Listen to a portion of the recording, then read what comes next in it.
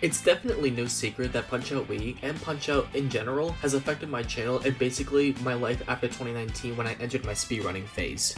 Just when I thought I knew basically everything about the game, well, let's just say that got thrown out the window quickly. Being able to learn about this game at a speedrunning type level blew me away, as I discovered cool techniques or glitches that I had no idea about. Speedrunning the game has been a great road trip for me, and being able to compete against other people who share the same passion as me made for a lot of intense moments in my history of speedrunning. But just recently, my passion for this game has been on its last leg, sadly, and although I'm certain that there will be new stuff to be found, like faster strats or new glitches, I've just been having a hard time trying to stick with this game. So I thought about doing a fun little challenge, and that challenge is how many punches does it take to beat Punch-Out Wii Contender Mode. Although a YouTube channel by the name of Nintendo Unity has already covered this challenge, there is one thing that will separate this video from mine. Their method was by only doing KOs or TKOs in round 1. For this video, we are going to see if round 2 and round 3 will make a difference. And also, there may or may not have been some strategy improvements that I found whilst making this video. The only thing I'll rule out is decision wins. If we allowed it, then the answer to our question will be 13 total punches. How? Well, just punch them only once throughout the entire fight, wait all 3 rounds burning 9 minutes on the clock, and then boom, you win.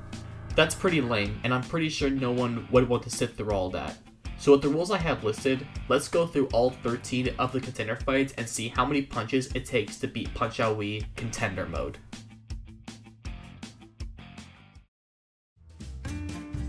Glass Joe is the first fight in the game, and this was a fight and many others on this list where I knew what the number of punches was going to be before I even started looking.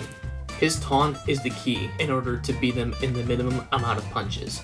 However, interestingly enough, we are actually going to have to wait until round 2 to get our minimum punch count. To my understanding, there really is no way to get 3 stars before his first taunt using only 3 punches. I'm only able to get 2, so you will have to wait.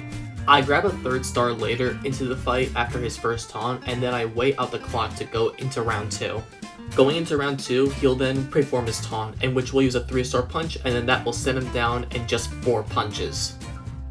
This is a pretty slow start, but thankfully our next fight, Von Kaiser, will be quicker, but unfortunately less experimental, since the number of punches to beat him is already a challenge, that being 5.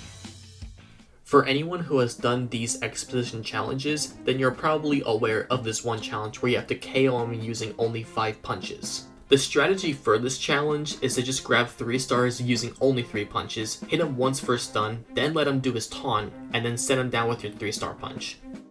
He does have other instant knockdowns, but I doubt any of them would be a good use considering that we will just be using more punches. And that's it for the second fight in the minor circuit. Unfortunately, Disco Kid falls under the same umbrella as Von Kaiser. There's an exposition challenge saying that you have to TKO him using only 6 punches. Disco Kid is the only fight in the minor circuit that cannot be KO'd in round 1, and that's because he doesn't have any instant knockouts, only instant knockdowns, which you will get up from later.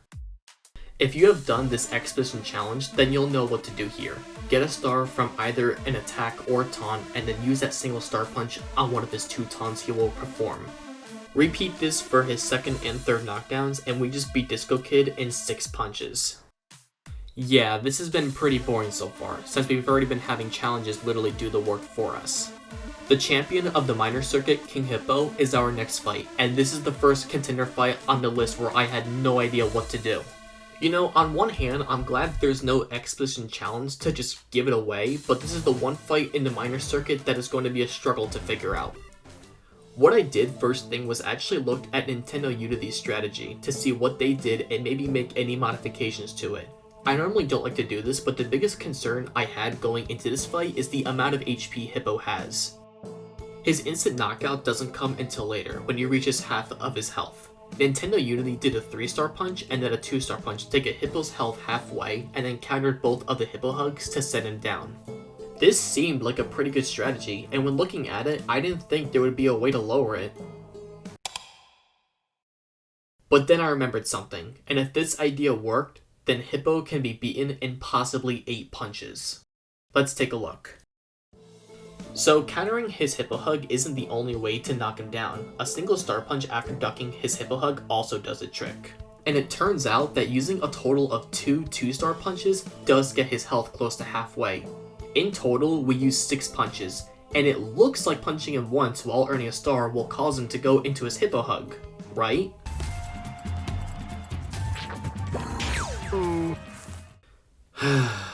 Unfortunately not. We need to hit him one more time in order for it to work. So yeah, this seems like another 9-punch victory. But how close were we to get him to do his Hippo hug? Well, let's take a look at the damage values.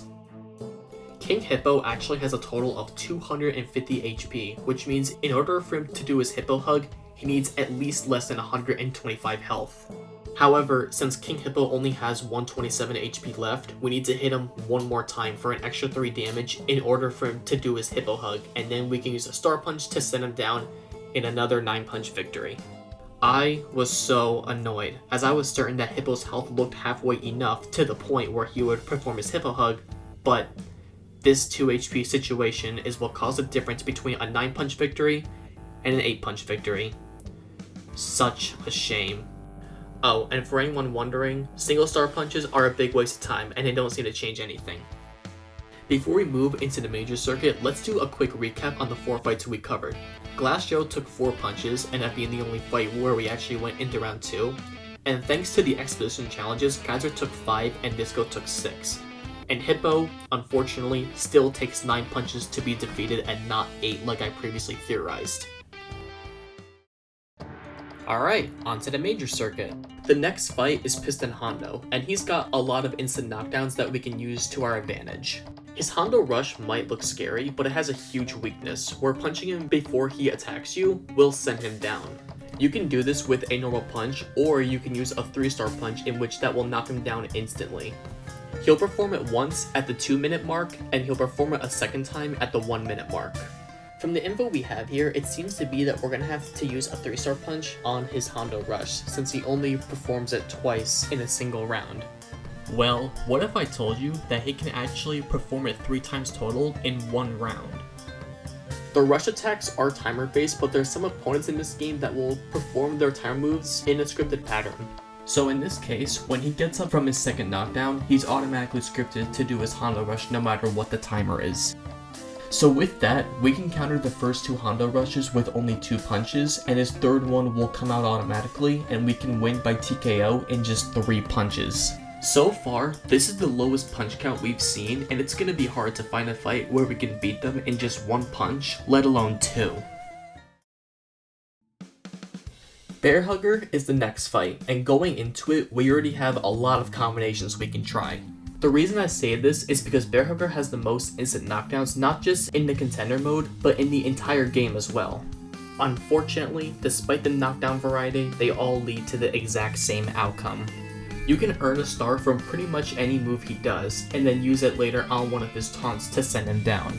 Or, if you want to be fast about it, or in this case fancy, throw a star into any one of his 3 attacks. However, it is worth noting that the windows for hitting his hooks and overheads are small and can be very frustrating to time. It's only a 3-frame window to time both of them. The bear hooks are a little more forgiving with a 5-frame window, but it can still be tricky to hit them.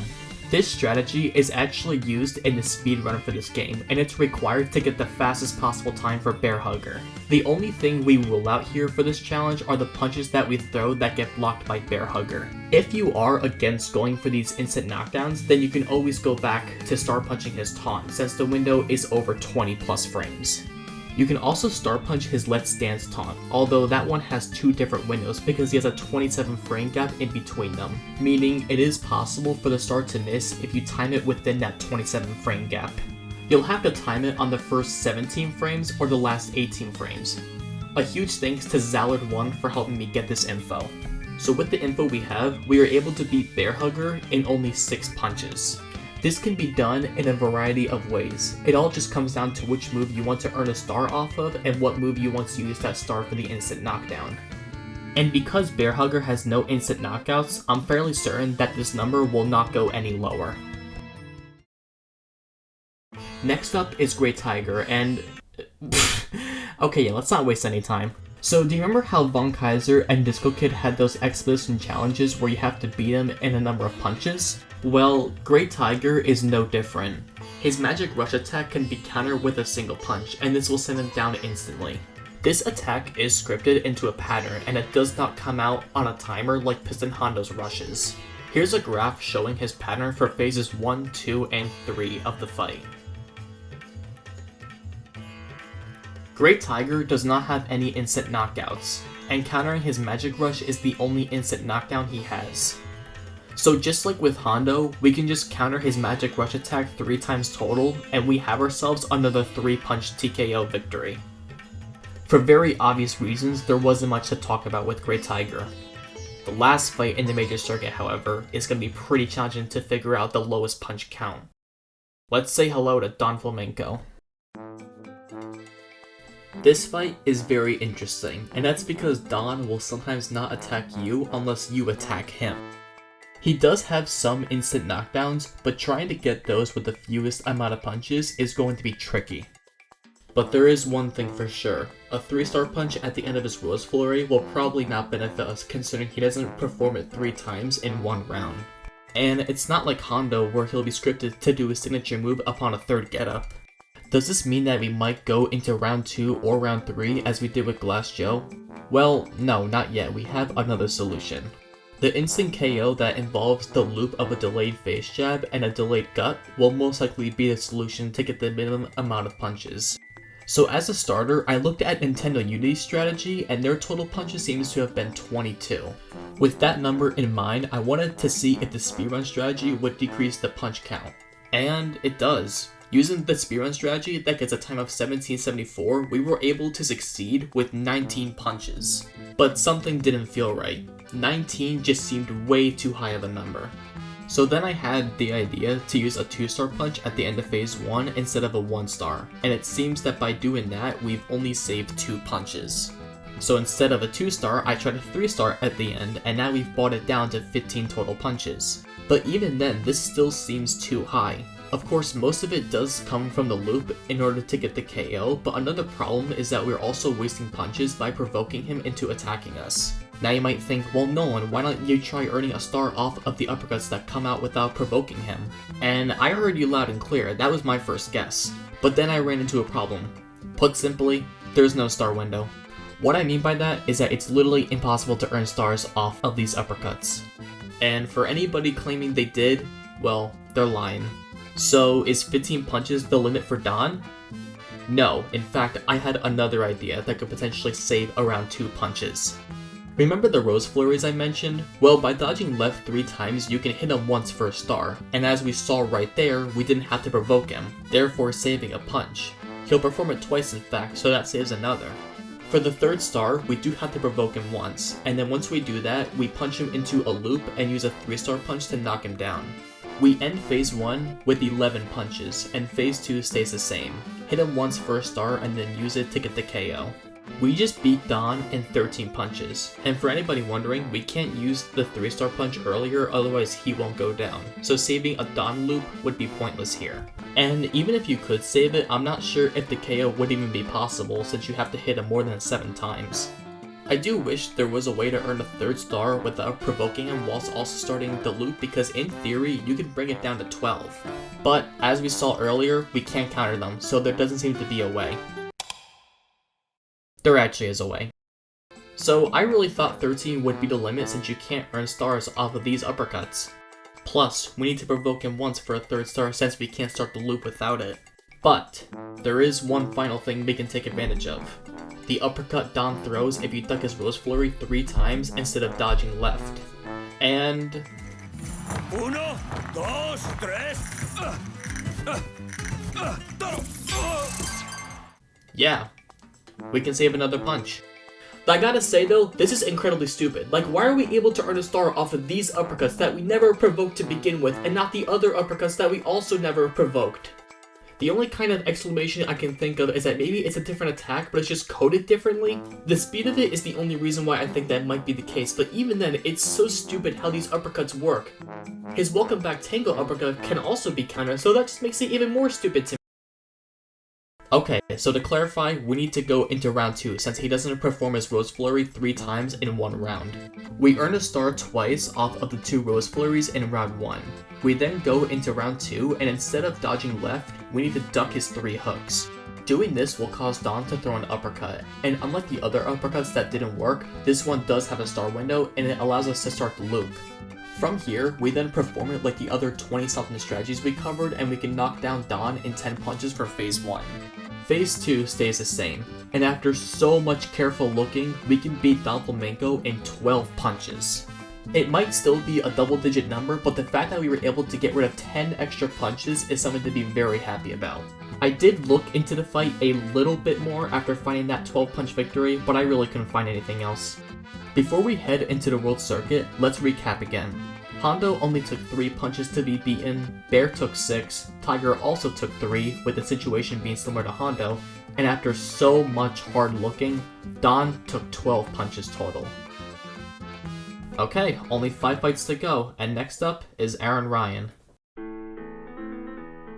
Right off the bat, I already know that a 3-star punch into his taunt will not be a reliable winning strategy, and this is something we can rule out. Landing a total of 7-star punches doesn't seem that terrible of an idea, and by doing this method, we can win in 14 punches.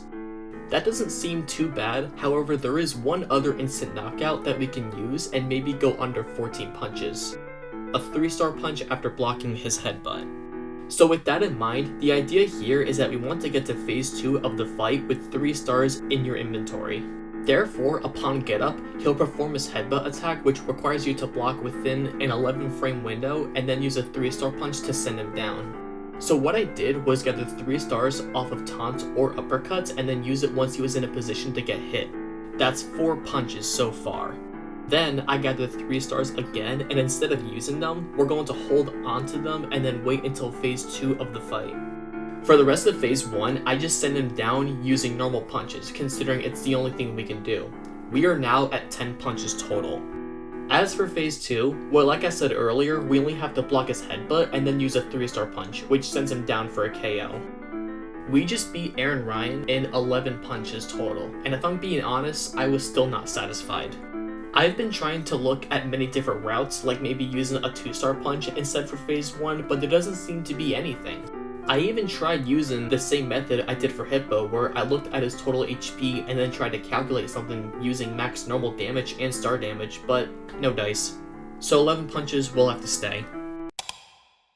But then I got a Discord message from Sonic Fan saying he beat Aran in 10 punches. If you guys don't know who Sonic Fan is, well, you probably haven't seen this video then. It's gonna be the fairest game of them all. Yay! Well, I mean, you didn't have any health. What do you... But anyways, at first, I thought it was a joke, but then once he laid out the strategy, I gotta say, I was impressed. Basically, what he did was knock him down with a 3-star punch and a 1-star punch using only 6 punches. Next up, he gathered up 3 stars and then used the same instant knockout trick I did, which used 4 punches total for his second phase. Which got me thinking, after seeing that strategy, I had a brand new idea.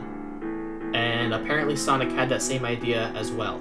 And this is the part where I'm gonna have to bite my tongue. Remember how I said a 3-star punch into his taunt would be useless? Well, after seeing Sonic's phase 1 and seeing how it plays out, it turns out that this instant knockdown is actually the key in order for Aran to be beaten in 8 punches. Who would have known that the answer to this was so simple, and here I am a couple of minutes ago trying to calculate his health. We can send Aran down in 4 punches with this instant knockdown, and then we can gather up 3 stars again, block his headbutt, and then boom, we just beat Aran in 8 punches, and I don't think it's going any lower. And I mean it this time. Alright, what's the next fight? Oh god, this guy. Slota Popinski, the one level that I love to hate. You know, at least we're not talking about the title defense version, hint hint. Anyways, enough of that, let's get back to the challenge. So this was another fight where I actually took a look at what Nintendo Unity did, and in their version of the fight, they were able to beat Soda in only 12 punches. I was very unsure if any improvements were going to be done, as it seemed like a pretty decent strategy. But then the speedrun strategy for single segment runs came to my mind, so I decided to look and see how many punches were going to be involved in that fight. Before going any further, it's worth pointing out that Soda has a huge weakness, where if you delay a gut and jab, and then buffer a star punch, this will send him down immediately. But in order to repeat this trick again, you'll need an additional star in your inventory, and this mechanic is used in the speedrunning strategy. Upon starting the fight, we actually want Soda to hit us with his first hook and then dodge the second one after. After dodging his second one, delay a gut to receive a star and then delay your jab afterward and then buffer a star punch. So far, we've only used 3 of our punches. Once Soda gets up, we are not going to dodge his uppercuts. Instead, we are going to get hit by them, causing Little Mac to get knocked down. The reason why we took a knockdown is because Soda Popinski is always scripted to throw a welcome back hook upon getting up. We can earn a star off of his hook when getting up, and then Soda will back up in order to take out his bottle. Usually, we would want to hit it so he doesn't regenerate his health, right? Well, no, we're gonna let him drink it and have his health come back. This all seems like a bad idea, but when he is done drinking his bottle, he'll walk back to his normal position, and throwing a gut at just the right time will give us another star. After this, we delay a jab and then buffer our 2-star punch, instantly knocking him down again. We are now at 7 punches total, and we have 1 more phase to go. When Soda gets up for his 3rd phase, we are going to let him knock us down again, so we can take advantage of his welcome back hook. But here's the interesting part. After countering his hook, instead of going into his phase 3 pattern, he'll actually perform a taunt, which a single star punch will instantly knock him down. His taunt only comes out if you get hit by a total of 6 of Soda's attacks. So not only were we getting hit by Soda so we could take advantage of his scripted hooks, but also for the sake of the taunt coming out in phase 3. With this, we were able to defeat Soda in only 9 punches. This did not seem that bad, but when breaking down the speedrun strategy, I wanted to see if there was something more we could do. And then Sonic gave me another idea, which on paper was scary to pull off, but if done correctly, and if our calculations were correct, then Soda can be lowered to 6 punches. Remember how I said Soda will do his taunt if we get hit 6 times total? Well, that means in theory, we can get him to do it as many times as we like. And since using a star on his taunt is an instant knockdown, then that means we can do this 3 times total for a 6-punch TKO victory. There are a couple of factors we need to discuss though. For one, we're gonna have to use the dreaded TKO recovery in order for this strategy to work. Why, you might ask? Well, in order to get a star before his taunt, we need to take advantage of one thing, his welcome back hook. You see, even if you get hit 6 times or more when taking a knockdown from him, he doesn't just do the taunt immediately upon getting up. No matter what Soda's pattern is in phase 1, he will always throw a hook at the start of the phase. So what we do here is actually really silly. For the first part of the fight, we are going to have to take every single punch Soda throws at us. He should knock us out in 6 punches.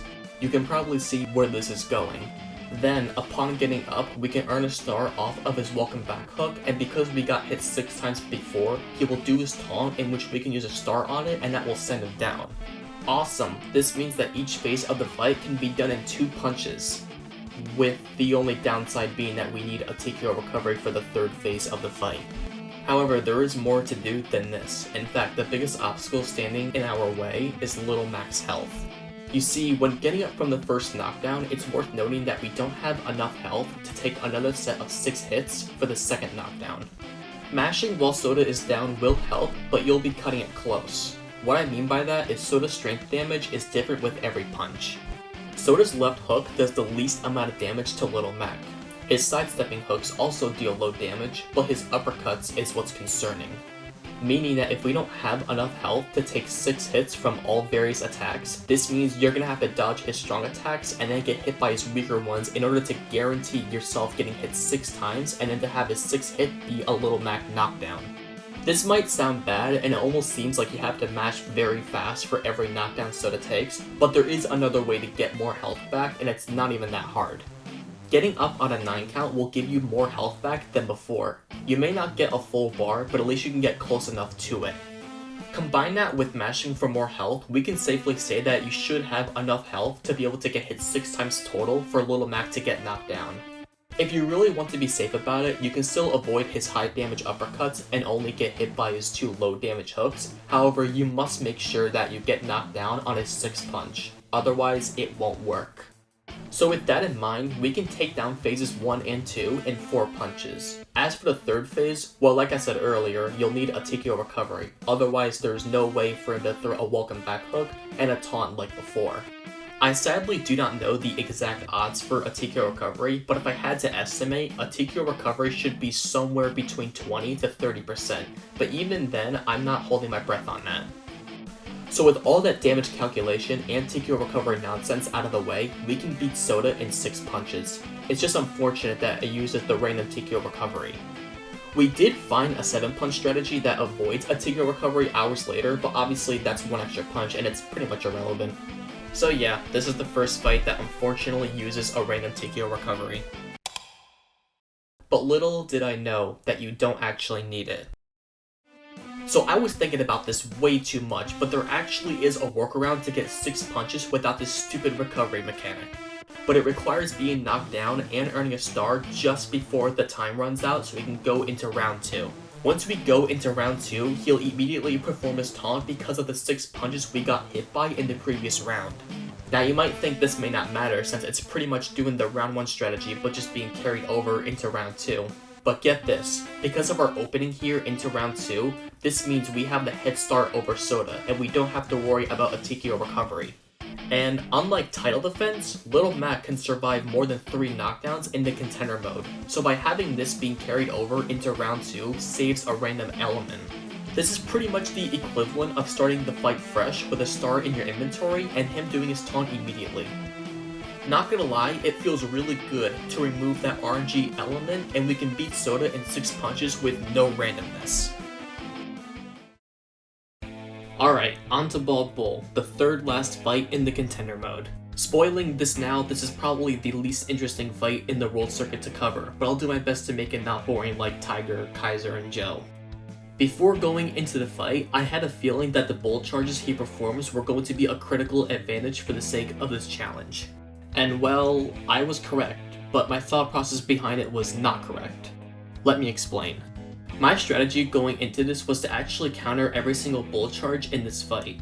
He performs it once in round 1 at 1:30, and twice in round 2 and round 3 at 2:30 and 30 seconds left on the clock. Considering that Bald Bull can take a total of 5 knockdowns before staying down for a KO, I thought this was going to be a 5-punch victory.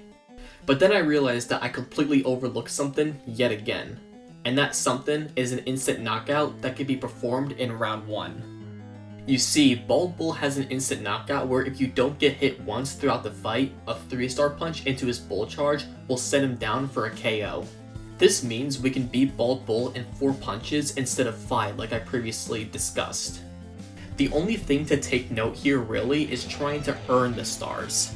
The stars that can be countered off of his hooks and uppercuts are frame perfect, making it very challenging to hit. Now obviously you can earn stars off of your delayed jabs after a stun of any attack he does, but you'll just be wasting more punches by doing that. There's also his taunt, but that doesn't come out unless you get hit in specific areas of the fight, and of course, taking a hit makes the KO not work. So once you earn your 3 stars using 3 punches, you need to wait till 1:30 for his first bull charge without getting hit once. Perform a duck buffer into a 3-star punch and that sends him down in only 4 punches. It's worth pointing out that this duck buffer only works if you get the shortest delay for his bull charge. Unfortunately, I don't know what causes Bull to do his different delays of his bull charge, whether it be a timer within a timer, it being random, or just something else that causes him to do it. Regardless, we got ourselves a 4-punch victory, the lowest number we've seen in the World Circuit.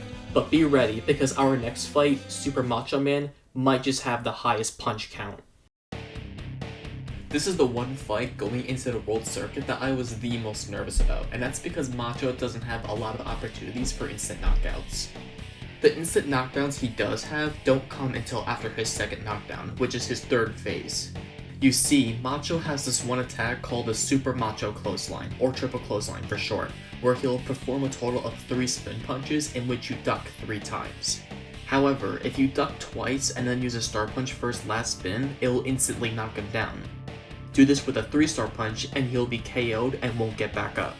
So from the looks of it, it looks like we are going to have a TKO victory. We will have to star punch him our way down for the first 2 knockdowns to save some punches. and then use a 1-star punch on his triple clothesline for his 3rd knockdown, right? Well, not to my surprise, I have overlooked something yet again. So remember how I said his triple clothesline doesn't come out until he gets to his 3rd phase? Well, to some degree that is technically correct, but there is a way for that attack to come out on his 2nd phase. This was something that I completely forgot about, and that's mostly because I wanted to forget about it due to it making no sense, at least at the time. Most of the signature attacks in this game that we've covered are usually timer scripted like Hondo's rushes or pattern scripted like Tiger's magic rushes. So to see gameplay footage of Macho performing his triple clothesline during his 2nd phase just puzzled me. At first, I thought it was random, but even then that's rare for Punch-Out-Wii to have, so I only questioned it more. You might be wondering why I'm rambling on about this one instant knockout when all you guys really want to see is just Macho getting bodied in less than 20 punches. Well, the reason I brought this up is because it's incredibly crucial. We are basically saving an entire knockdown phase and a lot more navigating. But the problem is that I could not figure out how to trigger it, and it's only made more difficult just because we obviously can't use too many punches for the sake of this challenge. But little did I know that the solution was so easy. If anything, this solution only benefits this challenge. So I did a little bit of Discord message hunting and I finally found it. The catch is that you need to knock down Macho Man with a 3-star punch for his first knockdown, get his health down to halfway, and then he will perform it.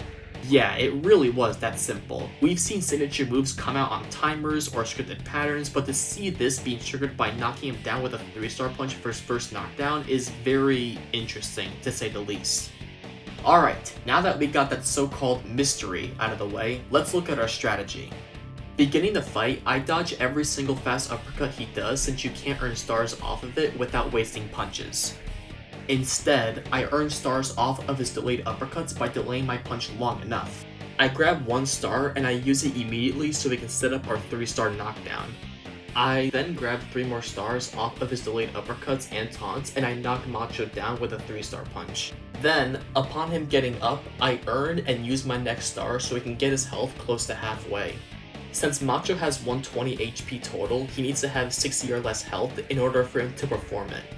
Next up, I grab 3 more stars. However, his health is still a little too high, so I had to punch him 3 more times in order for him to do that one attack.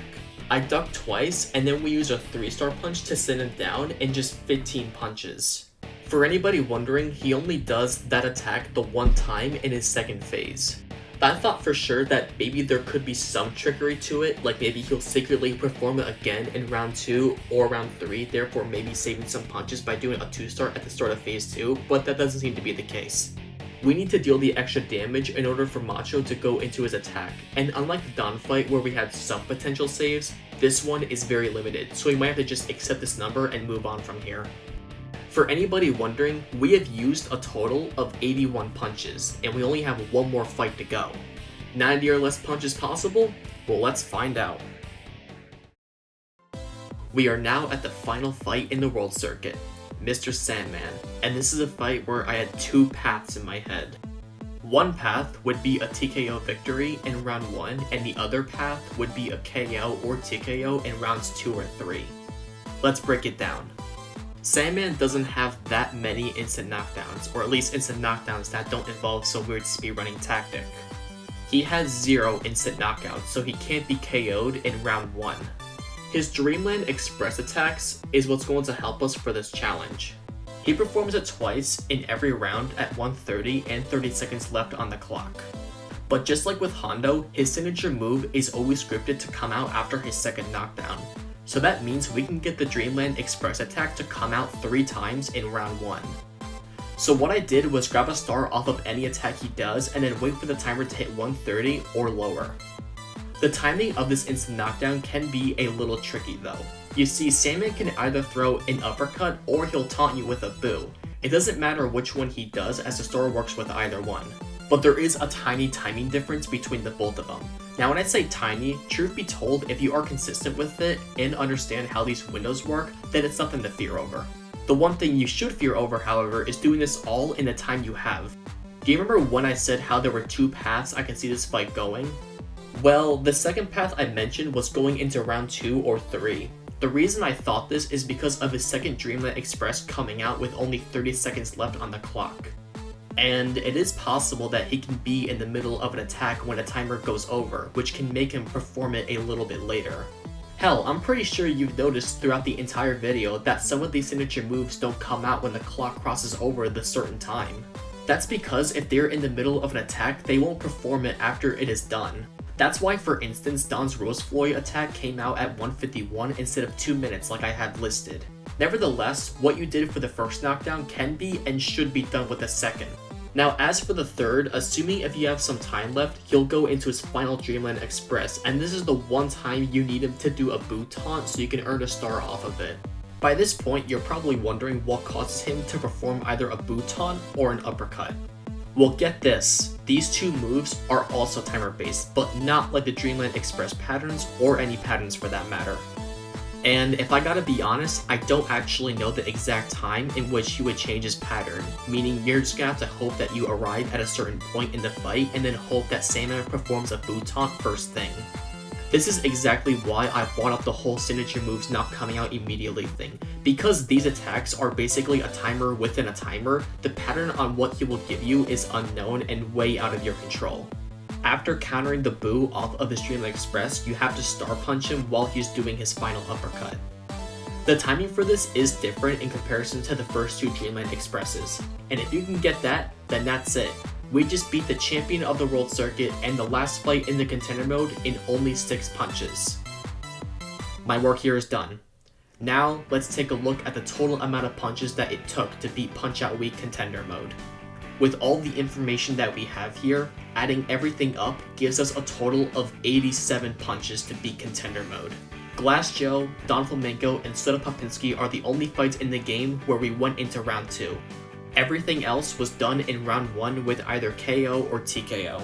The only thing left to do is for someone to perform this off in a real run, which is actually very reasonable, especially if you compare it to another Punch-Out game that has been covered. This was a really fun challenge to do, and I seriously hope you guys enjoyed it as I put a lot of effort into making this video. Now, because I have a habit of overlooking things, I wouldn't be surprised if there is still some small optimizations to be made that could potentially lower the punch counter. If there is anything I might have missed, let me know down in the comments below. Thanks for watching.